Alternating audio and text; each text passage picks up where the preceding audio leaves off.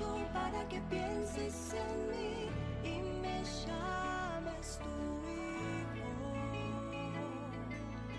¿Quién soy yo para que me ames así, incomprensible?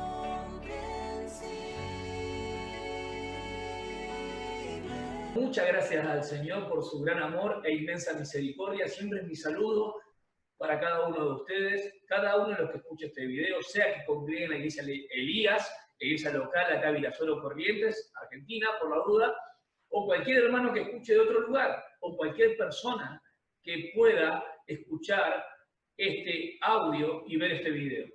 Siempre, de una u otra manera, podemos abrir las Escrituras, aún estando en este tiempo, tal vez tan difícil, donde sentimos que estamos encerrados, pero en realidad somos libres espiritualmente para alabar y glorificar al único Dios.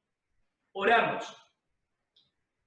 Dios, te damos gracias por tu gran amor, porque eres bueno en gran manera, y queremos hoy entrar en un tema, en esta predicación que es expositiva, y necesitamos que abras el entendimiento como siempre. Asístenos. Solamente la obra de tu Espíritu Santo puede hacerlo posible. Ilumina, Señor, nuestro entendimiento, nuestra mente, nuestro corazón, pueda estar realmente conforme a las Escrituras. Que cada uno de mis hermanos, cuando lea tu palabra, cuando pueda leer, releer los versículos, pueda encontrarse con la persona gloriosa de Cristo, la deidad, naturaleza divina y su humanidad. Gracias, Señor, por este misterio tan grande. Gracias por la cruz, gracias por salvarnos, gracias por tu sangre derramada y por el perdón de nuestros pecados. Por todo ello, Señor, en tu nombre te damos gracias. Ahora que podamos prestar mucha atención. Estas verdades gloriosas, la que muchos detractores han querido menoscabar, Señor, y socavar. Que podamos alcanzar mayor entendimiento y comprensión para gloria solamente de tu nombre. Oramos. Amén. Es muy importante esto, lo que vamos a tratar hoy. Primero quiero empezar con un deseo. Cuando vine desde Buenos Aires a Virasoro, donde estoy viviendo ahora, desde la iglesia local donde no solamente nací, me crié, estuve entre muchos hermanos, conocí muchas personas, mi carta de despedida fue esto. Hechos capítulo 20, versículo 27. Porque no he rehuido anunciaros todo el consejo de Dios. No me guardé nada en ese tiempo de lo que conocía, de lo que entendía de las Escrituras. Estamos hablando ya 2002. Pasaron 18 años. Uno va creciendo en el conocimiento del Señor. Yo no quiero que cada uno de ustedes, a través de lo que vamos a hablar hoy, pueda hacer una teología fría que solamente haga crecer el bocho y el cerebro y el corazón quede chiquito y cerrado. No. ¿Qué aplicación tiene para nuestra vida lo que vamos a hablar? ¿Cómo lo aplicamos hoy como creyentes en la iglesia donde congregamos? Versículo 32 es mi deseo para ustedes, de Hechos capítulo, el mismo capítulo, capítulo 20. Y ahora os encomiendo a Dios y a la palabra de su gracia, que puede edificar y dar la herencia a todos los santificados. Yo también encomiendo a cada uno de mis hermanos y mi vida en la gracia de Dios. Él es el único que puede hacernos crecer. Nada tenemos que no hayamos recibido. Todo es por gracia. Así que vamos a hablar hoy del libro a los Colosenses. Justamente la palabra colosal es algo maravilloso, algo grandioso, algo que llama la atención y quedan ahí. ¿Sí? Estupefacto. Esa es la palabra colosal, de ahí viene. Ahora la Biblia menciona justamente lo que era esta iglesia a los colosenses. Era una iglesia local que estaba en la ciudad de Colosas. No está hablando de que toda la ciudad de Colosas, sino a un pequeño grupo que estaba en Colosas y se congregaban en ese lugar, que habían creído en Cristo. El tema es importante porque entendemos que alrededor de Colosas también habían otras iglesias, como Hierápolis. Hierápolis estaba, si no me equivoco, 21 kilómetros, ¿sí? Pero había otra iglesia cerca, que es la Odisea, que también se menciona en Apocalipsis, que estaba a 17 kilómetros. Colosa era de suma importancia porque tenía un paso muy cercano a Éfeso, ¿sí? Estando en lo que es la actual Turquía hoy de Asia Menor en su tiempo. Estas tres iglesias, Hierápolis, Colosas y la Odisea, pertenecían a la provincia romana que en ese tiempo se llama Frigia. Así que ahora voy a mostrar un mapa para que cada uno podamos geográficamente ubicarnos en el mapa. Ahora, Colosas es una ciudad importante, una ciudad comercial, había mucha actividad, y es interesante que esa iglesia, por lo menos no lo menciona, el apóstol Pablo nunca los conoció a sus hermanos personalmente. Al apóstol Pablo le llevaron un informe de cómo los hermanos que habían sido evangelizados ahí habían creído en Cristo y cómo estaban creciendo en el conocimiento de la verdad. Pero habían un par de problemas interesantes que se estaban infiltrando. El apóstol Pablo lo dijo cuando estuvo en Éfeso, que después de su partida entrarán lobos rapaces. Bueno, ya se introducían herejías, errores doctrinales de enseñanza, que nunca conducen a una solidez cristiana. Al contrario, entonces el apóstol Pablo, estando en prisión, porque esta carta a Colosenses, así como Filipenses, así como Efesios, a los Efesios y Filemón, son las 4 cartas que él escribe desde prisión. Mucho tiempo los historiadores dijeron que era de Cesarea, cuando él fue agarrado de Jerusalén, arrestado y en Cesarea escribió. Ahora no, ahora todos coinciden después del tiempo que fue en Roma. ¿En qué parte o qué tiempo en Roma? Bueno, en Roma es cuando él fue a apelar a César y alquila una casa en Roma, porque si bien él tenía la ciudadanía romana, él no vivía ahí en Roma. Entonces su propia casa alquilada, que nos dice Hechos 28:30, muy importante, él la pagó de su misma plata. Tenía un soldado ahí que todo el tiempo vigilaba. Era una prisión domiciliaria, ¿sí? Pero en ese momento, por más que estaba cautivo, estuvo 2 años, no por eso estaban interrumpidas las visitas. La gente venía a él, acudía a él y él enseñaba, él predicaba, obviamente evangelizaba, exhortaba, animaba, y de ahí escribe estas 4 cartas que son de la cautividad, de la prisión, de la cárcel, como quieran llamar ustedes. Entonces vemos que el apóstol Pablo tuvo 2 encarcelamientos en Roma, el primero que no fue tan grave como fue sí el segundo. En este primero, sí que estamos hablando de donde escribe la carta de los Colosenses, Filemón, Efesios y Filipenses. Diciendo esto, entendemos que el apóstol Pablo recibe el informe. Él no podía salir, estaba custodiado por un soldado, pero alguien le trajo el informe de lo que había pasado en Colosas. ¿Qué persona pudo ser que escuchó el evangelio en algún momento que el apóstol Pablo hizo un viaje o por otra persona y en Colosas personas creyeron en Cristo o a través del evangelio de la gracia? Es evidente que el apóstol Pablo no fundó la iglesia de los Colosenses. El apóstol Pablo estuvo 3 años en Éfeso. Según capítulo, vemos en adelante que cuando hace el tercer viaje misionero, ¿sí? Y ya en el capítulo 19 lo vemos, cuando el apóstol Pablo está en Corinto. Dice que había judíos y griegos. Posiblemente en uno de esos de judíos y griegos, si bien había muchas personas que estaban ahí escuchando el evangelio, llevaron eso que habían alcanzado por gracia, fueron salvos y fueron a su lugar. Como hicieron por muchos lugares cuando los cristianos eran esparcidos, llevaban el evangelio de la gracia y esos que conocían iban a su lugar, a su provincia, a su ciudad y predicaban de Cristo. Y esto es lo que nos va a decir en la carta a los Colosenses. Esta persona que fundó esa congregación donde empezó Colosenses, que no fue el apóstol Pablo, es la que lleva el informe de lo que se estaba y había empezado a introducirse. Ahora, ¿por qué se lo lleva el apóstol Pablo? Porque es obvio que esta persona fue engendrada espiritualmente a través del evangelio y la predicación que el apóstol Pablo había dicho en algún momento, estando en Éfeso. Bien, sin más preámbulo, quiero decir lo que el título de hoy va a ser corto, pero quiero significar muchas cosas sobre esto.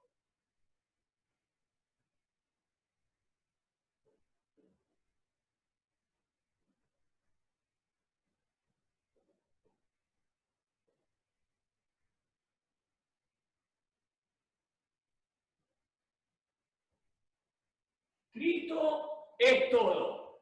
Cristo es todo, así de simple. Pareciera ser un título tan cortito, pero de tanto alcance y extensión y significado que quedan cortas nuestras palabras. Cuando leemos el libro de los Colosenses tenemos que ubicar, primero, el escritor es el apóstol Pablo. Colosenses 1:1 ya da el nombre. ¿Sí? Después, ¿quién es el pastor que llevó el informe al apóstol Pablo cuando estaba en prisión en Roma? Es Epafras. Versículo 7 de Colosenses 1. ¿Quién es el mensajero? Es Tíquico. También trabajó con Arquipo y después luego fue compañero de Onésimo, el que hablamos el otro día. Así que Tíquico es el mensajero, pero alguien tuvo que informar de lo que pasaba en Colosas, que ese es Epafras, el colaborador de Pablo, el que había conocido a Cristo y llevó el evangelio a su ciudad. Entonces tenemos al escritor, que es el apóstol Pablo. La fecha probable es entre el año 61 y 63. Se habla de un terremoto. Muchos ponen el terremoto o colocan el terremoto después que Pablo escribió esta carta, porque la ciudad de la Odisea fue afectada, que está a 17 kilómetros justamente de Colosas. Ahora, tenemos que significar que la ciudad de Colosas había mucha actividad económica, de lana y otros productos importantes. La gente venía y acudía ahí. Heriápolis y la Odisea eran ciudades más importantes todavía que Colosas. Colosas se empezó a derrumbar después. Ahora, es interesante notar que el apóstol Pablo, si bien no los conocía físicamente, habla con un amor, pero con una altura en cuanto a la cristología, la persona y la obra de Cristo, que por eso es una carta colosal, hermanos. Es algo precioso, es algo maravilloso entrar a los colosenses y poder comprender. Tenemos el escritor, el apóstol Pablo, el lugar de donde escribe, que es la prisión de Roma, la primera vez que cae en prisión en Roma, que él va y compra esa casa, o alquila esa casa, mejor dicho, donde él está 2 años, 2 veces estuvo, ¿sí?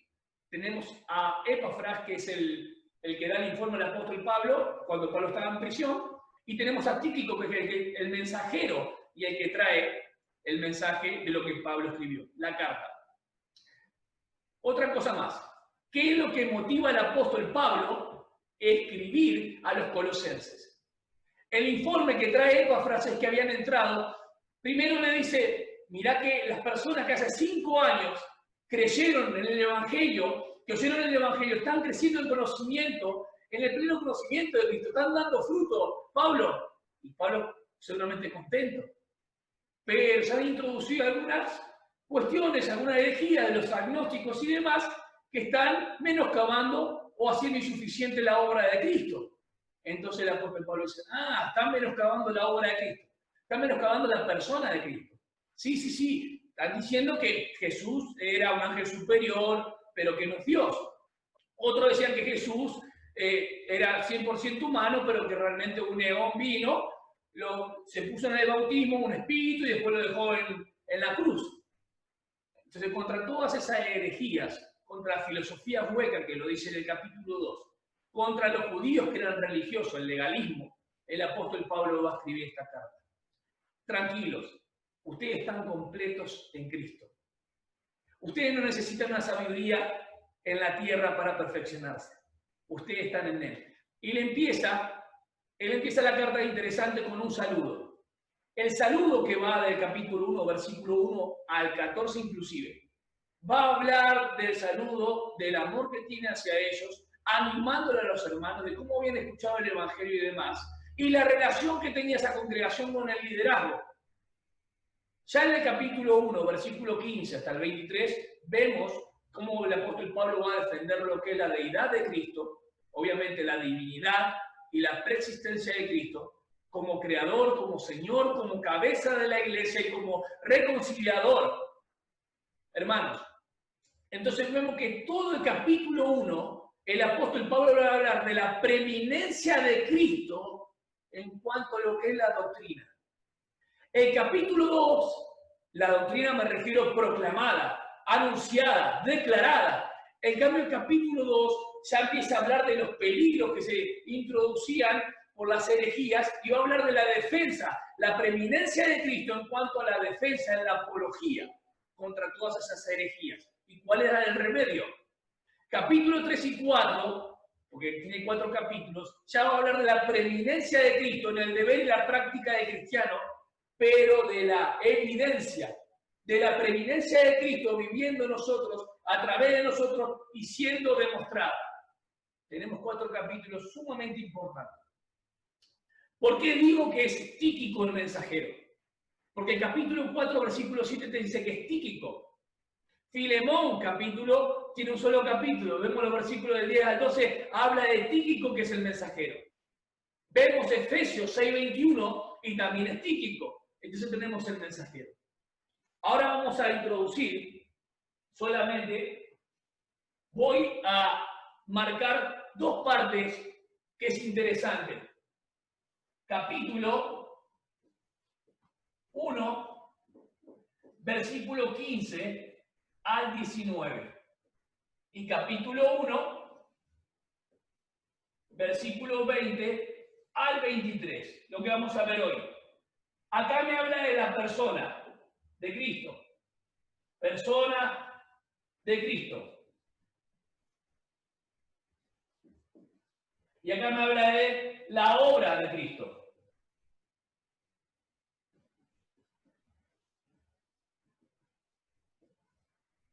Perfecto. Persona de Cristo y la obra de Cristo. Quiero mostrarles un mapa para que ustedes puedan ver cómo estaban las ciudades ubicadas, tipo un triangulito. Ahí ven el mapa. Yo voy a pasar con el mouse. La Odisea acá, ¿sí? A 16 kilómetros, 17 kilómetros de Colosas, de lo que estamos hablando. Y Hierápolis estaba a 21 kilómetros de Colosas. Estas 3 ciudades formaban una confederación, sí, estaban muy juntitas, pero estaba el valle de Lico y el río Lico, que entre Hierápolis y Colosas, ¿sí? Colosas, por ejemplo, tenía aguas frías, aguas heladas, potables, y la gente iba a buscar, hicieron los acueductos para llevar agua porque era muy saludable para tomar. Hierápolis era una ciudad donde tenían aguas termales, aguas calientes. La Odisea estaba más retirado y entre el río de un lado y el otro se mezclaban las aguas, y en la Odisea las personas, para hacer llegar el agua a su lugar y estaba tan lejos, tenían que formar unas tuberías donde ya llegaba llena de calcio, contaminada y turbia el agua, y sobre todo tibia. Acá vemos que está en la provincia de Frigia. Importantísimo, ¿no? Importantísimo el dato de las aguas. Colosas, aguas frías, saludables, la gente iba a tomar. Hierápolis, aguas termales calientes, saludables para el cuerpo, pero Hierápolis tenía, entre las dos tenía una mezcla. Las tuberías tenían que hacerla y cuando llegaba ya estaba con sarro, contaminada o tal vez turbia, pero sobre todo tibia. Cuando el apóstol Juan tiene la revelación de la gloria de Cristo en Apocalipsis, cuando Apocalipsis dice, no eres ni frío ni caliente, hace alusión a las aguas, hermanos. Yo conozco a Colosas, conozco a Hierápolis, pero vos no sos ni frío ni caliente. No está hablando de que Colosas es frío espiritualmente ni Hierápolis caliente. No, está tomando el ejemplo que justamente ellos tenían agua tibia y saca esa realidad espiritual de lo que estaba pasando en esa iglesia. No era ni frío ni caliente. ¿Por qué? Porque cuando nosotros congregamos en un lugar geográfico, sea Brasil, los cristianos que están ahí tienen una forma en la cual está condicionada su cultura y idiosincrasia, tal vez más alegres, la forma de ser. Otras personas que están en Europa, ¿sí? O la gente que es anglosajona, es un poco más cerrada y más seria tal vez, en su forma, en su manera. No es que una sea mejor que la otra, sino en el lugar donde están. Los colosenses eran conocidos por el lugar donde estaban. a los colosenses. Así cada lugar, como nosotros también acá. Hay una forma de cada uno donde congrega a los creyentes, los miembros del cuerpo de Cristo, ¿sí? Donde había una iglesia local a los colosenses. La ciudad muchas veces determina, no son todos los colosenses, sino en la forma. Pero Hierápolis y Colosenses, más allá de eso, no lo está diciendo en forma negativa, sino que está hablando de que las aguas que estaban en Colosas eran frías, las aguas de Hierápolis eran calientes, pero cuando toma Apocalipsis, toma el ejemplo de las aguas que llegaban turbias y tibias a la Odisea. Espiritualmente le está hablando que habían dejado a Cristo y era un tema de comunión, no de posición, que no estaban en Cristo. No estaban viviendo según a Cristo y habían dejado a Cristo afuera de la congregación. Por eso no eres ni frío ni caliente. Y los tibios lo vomita. ¿Por qué? Porque el agua que venía ya turbia, contaminada y encima tibia, provocaba vómito en la gente de la Odisea. Resuelto esto, bien simple, capítulo 1, versículo del 15 al 19, vemos la persona de Cristo. Es algo colosal, es algo grandioso y maravilloso. Tenemos que entrar en la Escritura y lo voy a leer. Colosenses, capítulo 1, versículo 15 al 23. Voy a cortar en el 19, voy a explicar esa parte, sigo con el 20 hasta el 23. Versículo 15. Él es la imagen del Dios invisible, el primogénito de toda la creación. En él fue creado todo lo que hay, en los cielos y en la tierra, todo lo visible y lo invisible. Tronos, poderes, principados o autoridades, todo fue creado por medio de él y para él. Él existía antes de todas las cosas y por él se mantiene todo en orden. Él es la cabeza del cuerpo, que es la iglesia. Él es el principio, el primogénito de entre los muertos, para tener la preeminencia en todo. Versículo 19. Porque el Padre, o al Padre le agradó que en él habitara toda plenitud. Acá encontramos algo impresionante. Algunos creían que Jesús era un ángel superior. Él le va a decir que él es el creador. Pero primero quiero mostrarles algo. A través de lo que había entrado en la iglesia, esas herejías, algo falso en materia de fe, el apóstol Pablo empieza a mostrar fuertemente que él es la imagen del Dios invisible. Él es. No tiene, es interesante que no dice Jesús es, ni Cristo es. Él es. Y en el griego es interesante también porque dice, él es imagen. ¡Wow! Imagen es predicado. ¿Quién es la imagen? Cristo. Ese Jesús que ustedes dicen que es un eón, que es una emanación de Dios, ¿sí? Que un espíritu vino, lo tomó en el bautismo, pero después lo dejó en la cruz. Bien, habían dos grupos, dos herejías muy importantes, la cual decía que la materia, todo lo que ocupa un cuerpo tiene peso, volumen, sí, pero ocupa un lugar en espacio, lo que es materia. Todo lo que se veía y todo lo que se relaciona con el cuerpo es malo inherentemente. Entonces, ¿cómo van a decir que Dios hizo carne? Va a hablar de la impecabilidad que hay en él. Va a hablar del Dios encarnado, como hablamos en Filipenses. Y lo primero que dice, que Él es imagen de Dios invisible. Él hace visible al invisible. La palabra eikon es imagen exacta. No solamente representación de Dios en la tierra, sino la manifestación plena, la estampa perfecta. Es el reflejo que se ve en un espejo de la misma persona, del mismo ser. Él es Dios. Juan 14:9 dice, quien me ha visto a mí, ha visto al Padre. ¿Sí? Podemos encontrar un montón de versículos que que nos hablan acerca de lo que es la deidad de Cristo. ¿Qué es deidad de Cristo? Que Cristo es Dios. Este Jesús que murió en la cruz es Dios. ¿Cómo? Bien, había un grupo que se llamaban los docetas, un grupo de agnósticos, un grupo que doqueo quiere decir parecer. Doqueo es parecer, de ahí viene la herejía de estos gnósticos. Doceta era un grupo de personas que cuestionaban, que decían que Jesús no tenía un cuerpo humano, sino que era una apariencia nomás. ¿Sí? Que era como un fantasma. Interesante. Otros que eran de los Cerintos, que era otro grupo gnóstico, decían que ellos no tenían drama con la humanidad de Jesús, pero que no era Dios. Que en todo caso, cuando murió en la cruz, el que murió fue Jesús humano. Hermanos, algo vertical en nosotros, un comentarista me acuerdo que decía, nunca hay que perder de vista la encarnación, la muerte y la resurrección. Son doctrinas básicas que debemos comprender y seguir estudiando hasta el final. Tenerlas bien claras. La encarnación, Dios se hizo carne, no hay ningún problema. En principio era el Logos, y el Logos cabe con Dios, estaba con Dios. Y Dios era el Logos.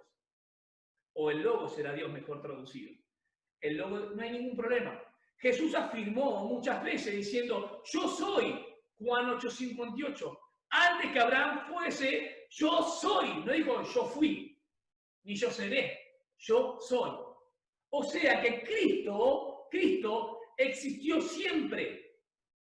Antes de encarnarse, Cristo existió siempre. Cristo es Dios. Cristo no tiene algunos aspectos cuando se encarna. No tiene algunos aspectos de la divinidad como Dios cuando se encarna. Él los tiene todo antes de encarnarse, porque Cristo es Dios. Cristo es todo. Cristo es Dios. No nos olvidemos de esto. Cristo, existiendo en forma de Dios, ¿se acuerdan? Filipenses 2, del 5 al 11. Él tenía todas las perfecciones de Dios y las sigue teniendo en su encarnación. Lo que se añade a él, dijimos que es la naturaleza humana. Quiero explicar esto. Cristo, como Dios, Cristo es la persona, el Hijo de Dios, tiene su naturaleza, así como cada persona tiene su naturaleza. Una persona está comprobada que tiene intelecto, son los elementos que tiene básicos, emociones y voluntad. Cristo como persona divina tiene naturaleza divina. Lo que incorpora es cuando se hizo carne una naturaleza humana. Espero que quede más claro con esto. Entonces, Él va a decir, Él es imagen del Dios invisible, al que nadie puede ver y nunca verá jamás, porque Él habita en lugar inaccesible, Él habita en inmortalidad. Como dice, el Espíritu infinito de Dios no se puede ver, se puede ver a Cristo. El que ve a Cristo Jesús, el que lo ve a través de la Escritura, ¿a cuál veremos? Hay un hombre en los cielos. ¿A cuál veremos? Dios habita en Cristo. No unas partes de las perfecciones, sino 100% todas las perfecciones de Dios. Existiendo, vino. No dejó de ser Dios en ningún momento. Entonces el apóstol Pablo, primera parte, él es la imagen de Dios invisible. Ahí da un argumento sólido y fundamento. Él es la imagen del Dios invisible. Estén tranquilos contra las herejías de lo que dicen. Él es la imagen, Él es la representación exacta, es la estampa de Dios, se hizo carne y se manifestó. Entonces, acuérdense que el apóstol Pablo se encontró con Jesús, el resucitado, el glorificado ya, ¿sí? Así que es muy importante. El primogénito de toda creación. Bien, primero voy a hablar de la deidad de Cristo, para tener en cuenta. Él es la imagen de Dios invisible. El que ve a Jesús, ve al Padre. Segundo aspecto importante, el primogénito de toda la creación. Él no es creado, ni tiene origen en ese sentido. ¿Sí? Nosotros tenemos que entender que el primogénito, la palabra prototokos, es primero en orden y jerarquía antes de las criaturas y antes de todo lo creado, hermanos. El primogénito de toda la creación me está hablando de que Él es el dueño y Señor de todo lo creado. En Él fue creado todo lo que hay en los cielos, en la tierra, todo lo visible y lo invisible, todos los poderes, principados, autoridades, todo fue creado por medio de Él y para Él. Él existía antes de todas las cosas y por Él se mantiene todo en orden. Va a hablar el apóstol Pablo. No solamente Él es la imagen del Dios invisible. El que ustedes crecieron, manténganse firmes. Porque estas herejías, estos errores, esto no conduce a una relación plena en la gracia y menoscaba la obra de Cristo, socava la preeminencia de Cristo Jesús. Entonces él empieza con la deidad de Cristo y empieza diciendo de la preexistencia. Él es la imagen del Dios invisible. Si es imagen del Dios invisible, quiere decir que Él es preexistente. Él es Dios que se hizo carne. Habla de la divinidad, que es la naturaleza humana de la persona de Cristo. Y va a hablar en cuanto a que Él es el creador de todo lo que existe. Él no es parte de la creación como muchos piensan, que Él es parte de la... No, Él creó todo. Criaturas y la creación es causa de Él. Él no es causa de nada, hermanos. A Él no lo creó nadie. Él existe en sí mismo. Debemos comprender estas verdades preciosas de las cuales el Señor nos dice que Él es el creador. Él es el soberano, es el dueño. Primer punto importante, habla de la deidad de Cristo, habla de la divinidad, porque es uno con Dios en esencia, y habla de que Él representa y manifiesta a Dios. Lo hace visible. Él es el creador de todo lo que hay. Rompe todos sus argumentos. Estén tranquilos en Él. Él es el creador. Él es dueño soberano de todo lo que pasa, de lo que es bueno y lo que Él permite que no es tan bueno. Nada se escapa de su mano. Todo lo tiene bajo control. Sean potestades, dominios, lo visible, lo invisible, todo. Entonces vemos que, primer punto, Él es Señor de la creación, que va desde el versículo 15b, si lo quieren anotar, hasta el 17 inclusive. Todo fue creado por medio de Él y para Él. ¡Wow! Él es el creador, por el Logos se hizo todo. ¿Bien? Por medio de Él, es el agente, por medio de Él, a través de Él. Y para Él, el propósito. Toda la Biblia se une en una sola palabra, Cristo, su persona y su obra. Pero acuérdense de su persona y su obra que Cristo, el Hijo, tuvo dos naturalezas, divino y humana. Acuérdense siempre bien de eso. Entonces hay que exaltar ambas. La impecabilidad de Cristo. ¿Por qué? Porque la humanidad, ¿quién subsiste en la humanidad? Es la persona del Hijo de Dios, el Logos encarnado. Hay que levantar en alto. Primer punto importante en el capítulo es la preeminencia de Cristo dentro de la doctrina de la redención. Es la preeminencia de Cristo en el evangelio que escucharon de Epafras. Versículo 7 dicen: esto lo aprendieron por medio de Epafras, nuestro consiervo amado, que es un fiel ministro de Cristo para ustedes, quien también nos ha hablado del amor que ustedes tienen en el Espíritu. El pastor Epafras de la iglesia local era el que le había informado al apóstol Pablo: mirá que están entrando estas herejías. Así están menoscabando la preeminencia de Cristo. Están menoscabando la obra perfecta y completa de Cristo. Está menoscabando la suficiencia de Cristo en la obra de redención. El apóstol Pablo empieza mostrando que Cristo es Dios.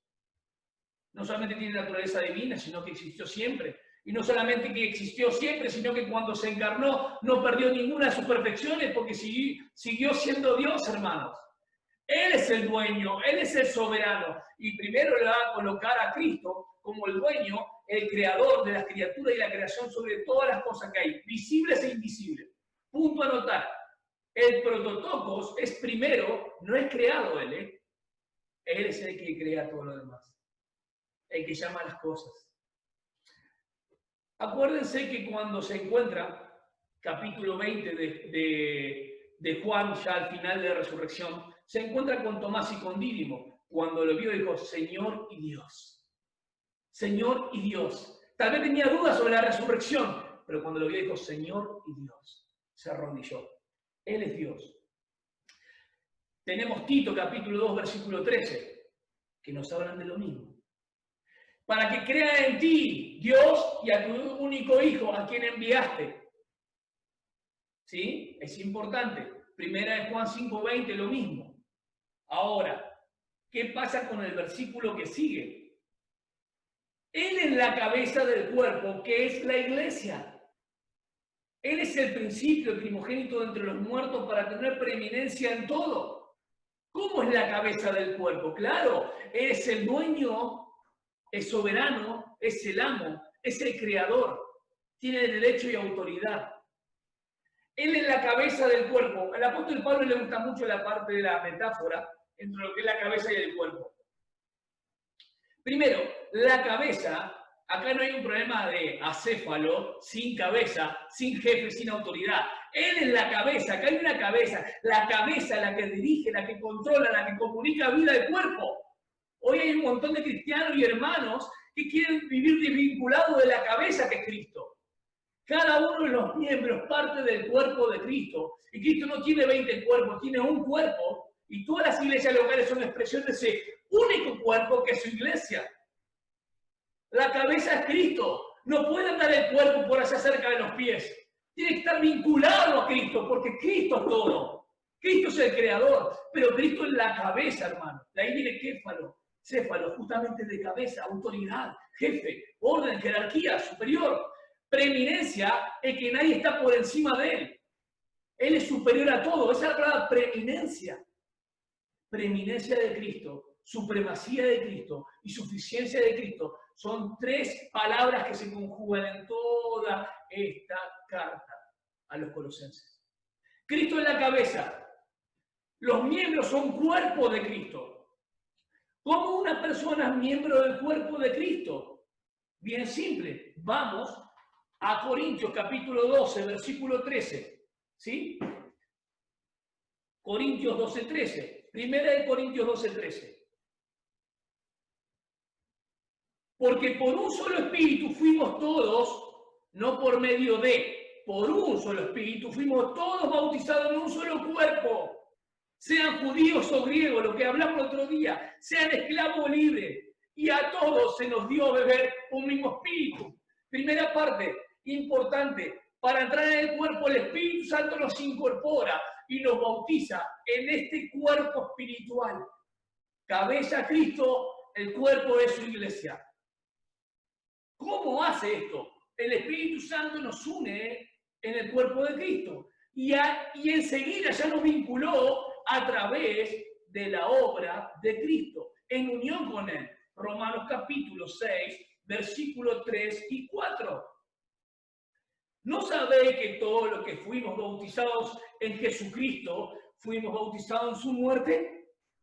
Por tanto, fuimos sepultados juntamente con Él para muerte por el bautismo, para que así como Cristo fue resucitado entre los muertos, por la gloria del Padre, así también nosotros andemos en novedad de vida.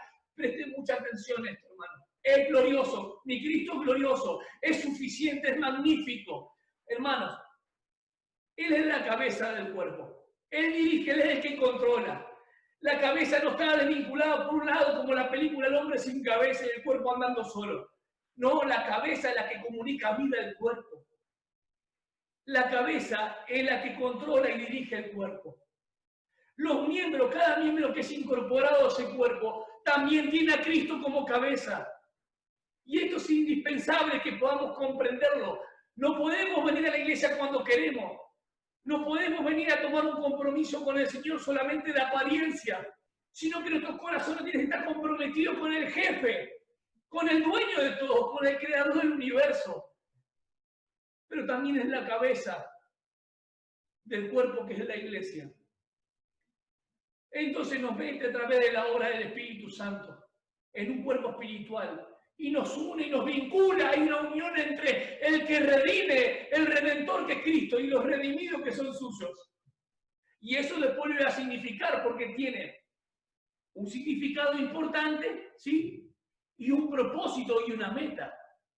Entonces vemos que dentro de lo que es la persona de Cristo, del capítulo 15 al 19, vemos la deidad de Cristo, la preexistencia de Cristo, que es Dios, la naturaleza divina que tiene Cristo, obviamente.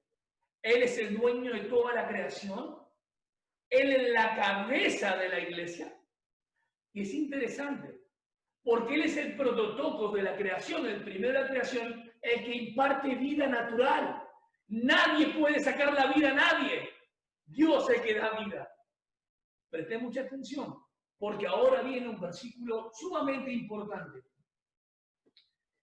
Versículo, Él es la cabeza del cuerpo, que es la iglesia. Él es el principio, el primogénito entre los muertos, para tener la preeminencia en todo. En todo tiene la preeminencia, Él es superior a todo, está por encima de todo. El primogénito de entre los muertos. Atención ahí. Él es el prototocos, el primero, antes de lo creado y las criaturas. Pero también es el primogénito de entre los muertos. No solamente es dueño de la creación, no solamente es cabeza de la iglesia, sino que Él es el comienzo de la nueva vida cristiana. Segunda de Corintios 5:17. De modo que aquel que está en Cristo, nueva criatura es. ¿Y cómo lo logra? A través de la resurrección de entre los muertos. Él es el comienzo de la nueva vida. Por eso, para que andemos en novedad de vida. Entonces tenemos tres cosas importantes que veo que a algunos le pasan por arriba esto. Él es el comienzo, el primogénito entre los muertos, el que se levantó entre la muerte, el que la venció. No lo pudo contener la muerte. Impecable nuestro Señor. Porque el Padre, o al Padre le agradó que en Él habitara toda la plenitud, no dos aspectos de las perfecciones de Dios. Cristo es Dios 100%. Él refleja al Dios invisible, ahora siendo visible. Representante y manifestación, dos cosas. Porque a Dios agradó, la palabra plugó, agradó es eudoquesen, de eudoquía. Acá hago una salvedad. Hay muchas personas que piensan que Él lo tenía que hacer, o como que Él se sentía obligado. No, hermano, es una falta de respeto. Dame esto, yo quiero mover tu mano, declaro, decreto. ¿Qué es eso? Eso menoscabar la suficiencia de nuestro Dios y Salvador. ¿Cómo le voy a decir a Él lo que tiene que hacer? Si Él es libre como nadie lo es.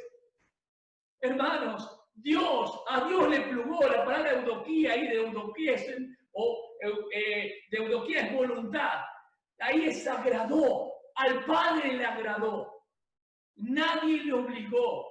A Él agradó, Él se complació. ¿Se acuerdan del bautismo? En Él tengo complacencia. En nadie se puede complacer, pero en Él tengo complacencia.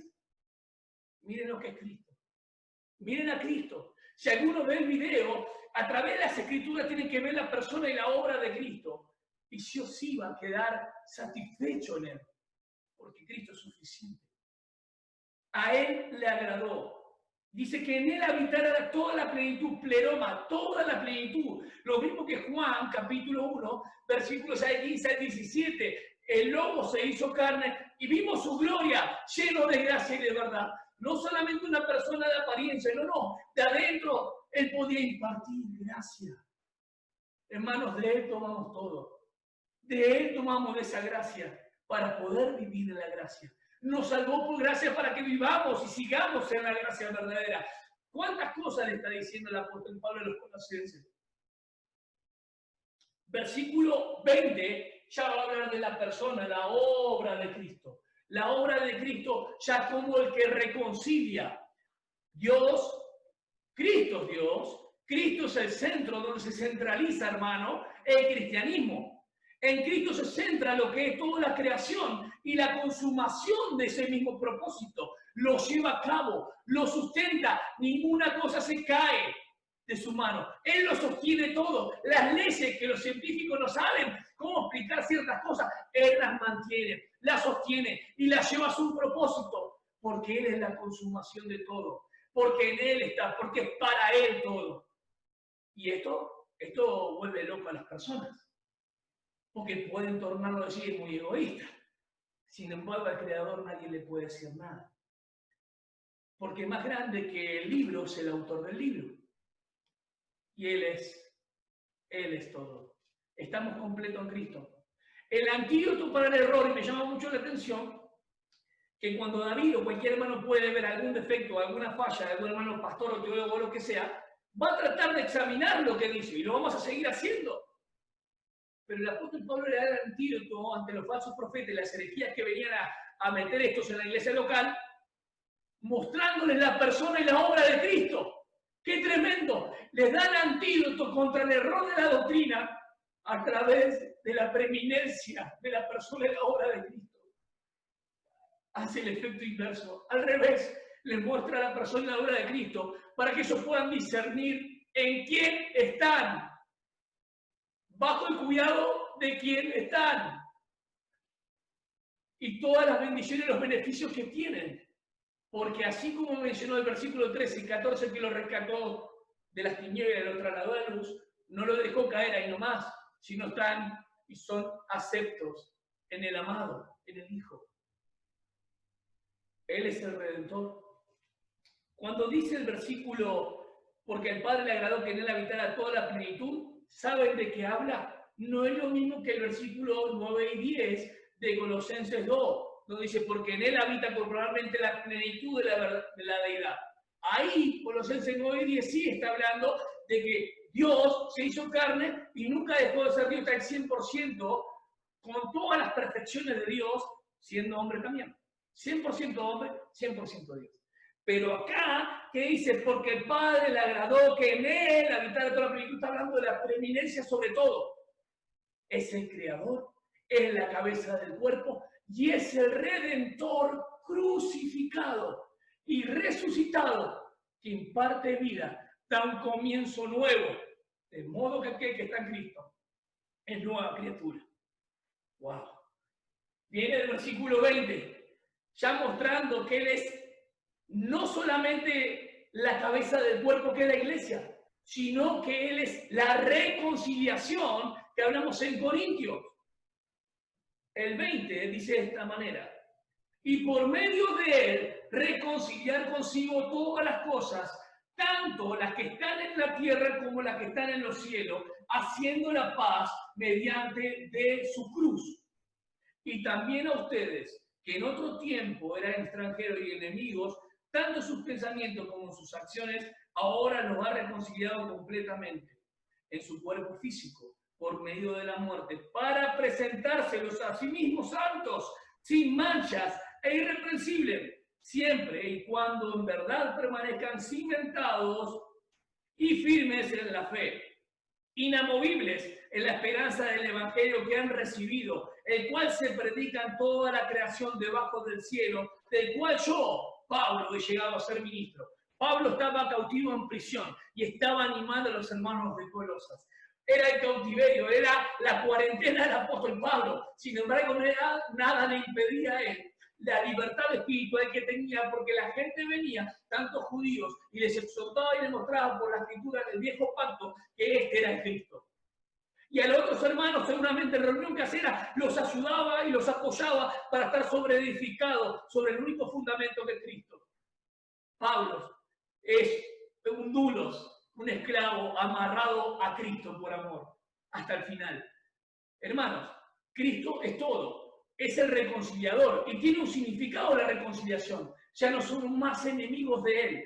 Hizo la paz, ya no estamos en guerra, mediante la sangre de su cruz, en su cuerpo mortal. Morir una persona como miles murieron no nos da vida, pero la persona que estaba muriendo por nosotros no es solamente Jesús humano, es Dios hecho carne. Es Dios hecho carne, hermanos. Dios se hizo carne. Y aunque a muchos les cueste entender esta palabra, y a mí también, la palabra de Dios dice que la sangre de Dios, la sangre de Dios, dice, 20:28. A los pastores le dice que no se enseñoree la grey porque la iglesia, que Dios compró con su sangre.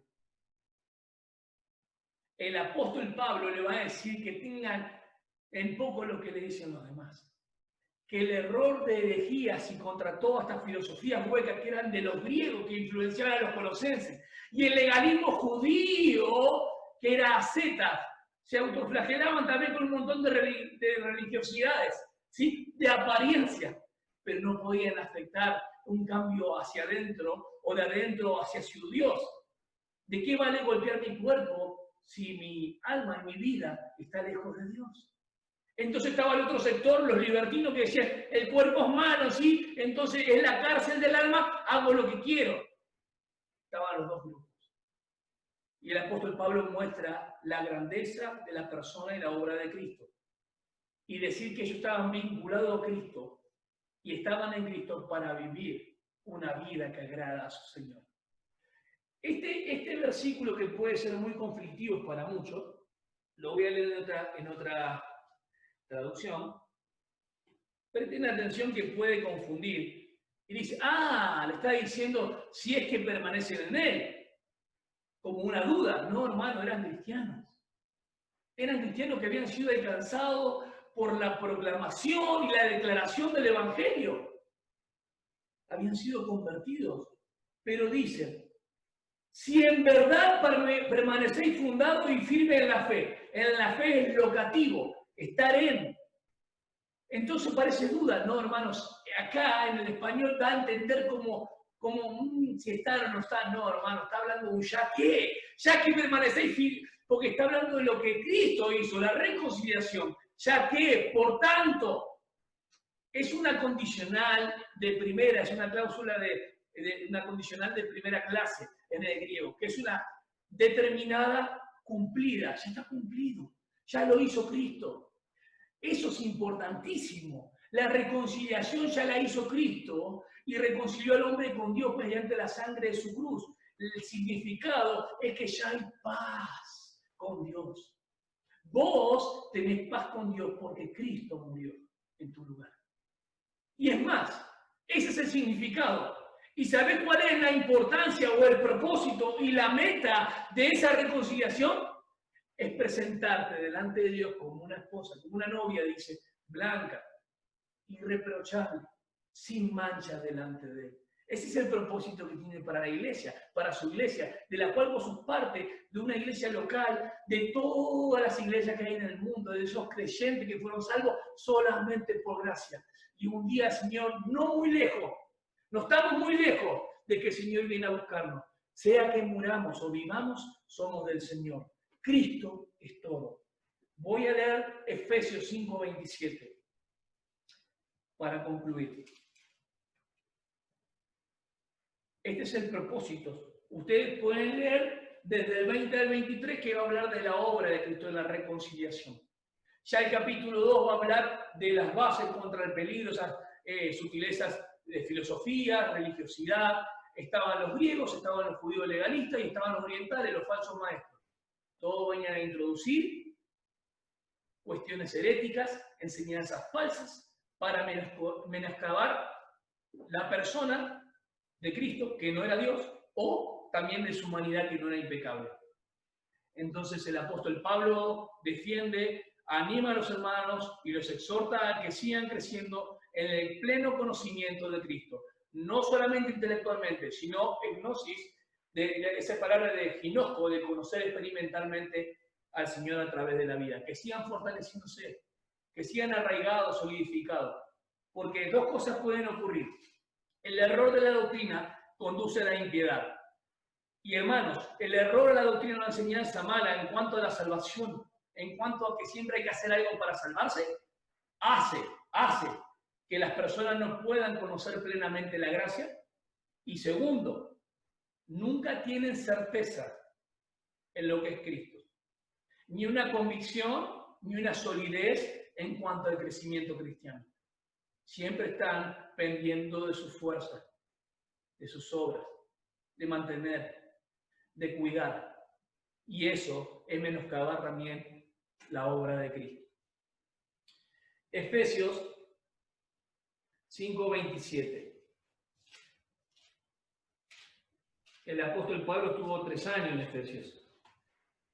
en Éfeso. 5:27 dice de esta manera: ¿Se acuerdan la relación de Cristo y la iglesia?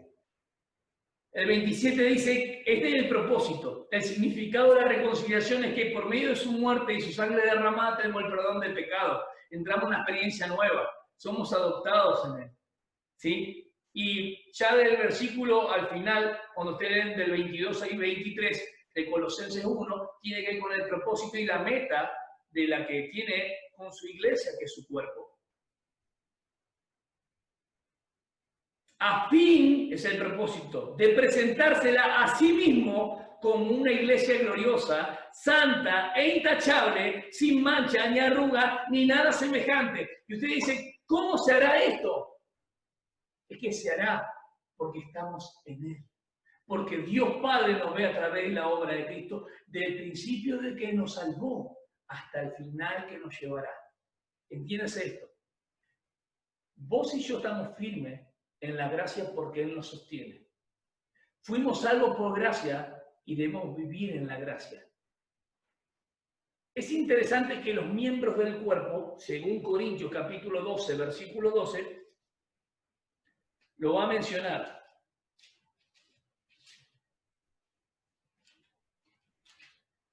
Hoy leímos 1 Corintios 12, 13, ahora el 12, 12. El 12:12 dice, porque así como el cuerpo es uno y tiene muchos miembros, pero todos los miembros del cuerpo, siendo muchos, son un solo cuerpo, así también Cristo. Cristo controla y dirige la iglesia. Y lo vemos en Efesios 1:22, que es el fundamento. Recuerda, la doctrina era sobre la cual tiene que estar sobreedificada las personas. 1:21, 1:22 de Efesios, a los Efesios, dice, hablando de lo que es el cuerpo espiritual, y sometió todas las cosas bajo sus pies. Está hablando de Cristo. Y lo dio por cabeza a Cristo. Todas las cosas a la iglesia. Sobre todas las cosas a la iglesia.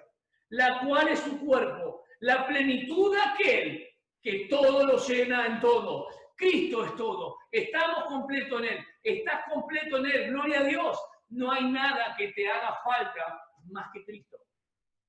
Algunos dicen, uy, lo único que le falta a esa persona es Cristo. Le falta todo porque Cristo es todo. Cristo es el que da razón a nuestra vida. El modo de vida y el andar cristiano nacen de la obra que Él hace en nuestras vidas.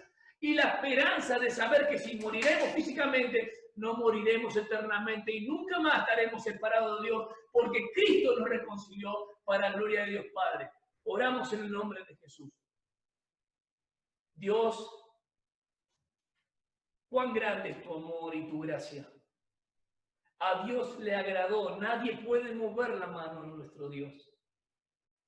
Dios, a ti se te agradó salvar a los pecadores por tu gracia. Y entregaste todo lo que tenías a Cristo Jesús, tu Hijo, en la cruz. Muriendo mi muerte, sufriendo el castigo anteriormente de lo que yo debía sufrir, la separación, esas horas de densas tinieblas, de oscuridad que jamás nuestra mente pueda entender en esta tierra lo que pasó en ese momento, pero pasó de manera real. Gracias, Cristo amado, por salvarnos de nuestros pecados, por hacernos nuevas criaturas en ti, por darnos una razón de vida, un modo de vida y esperanza de vida, porque sé que cada hermano que está escuchando y va a escuchar este audio y ver este video va a salir fortalecido, cimentado más y más, con una comprensión más extensa de lo que es la gloria. La gloria de Cristo, como dice Corintios, a medida que vamos viendo la gloria de Cristo, como en un espejo, vamos siendo y queriendo ser a la imagen de aquel Señor que nos pueda llevar como iglesia local a ser más y más como tú, dueño de la creación, cabeza de la iglesia, el comienzo de la nueva vida, el reconciliador entre Dios y los hombres, con un propósito, a fin de presentarnos delante de Dios sin mancha y arruga. Como Dios nos ve a través de tu obra hoy mismo, como si nunca hubiésemos pecado, así así va a ser cuando presentes a la novia, tu cuerpo, en el nombre poderoso de Jesús. Fortalece a mis hermanos.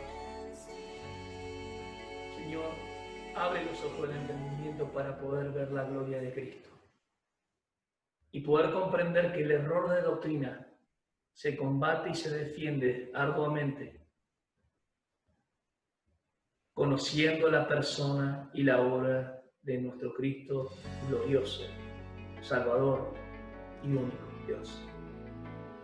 Te amamos, Jesús, te ama mi corazón, te ama mi mente y mis pensamientos quieren estar totalmente en ti. Amén. Cristo es todo. Si quieren añadir algo, van a menoscabar la obra del Señor. Cualquier persona que dice que tiene que hacer algo para salvarse, es menoscabar todo lo que vimos. La preeminencia de Cristo, ¿sí? La supremacía de Cristo y la suficiencia de Cristo. Dios les siga bendiciendo.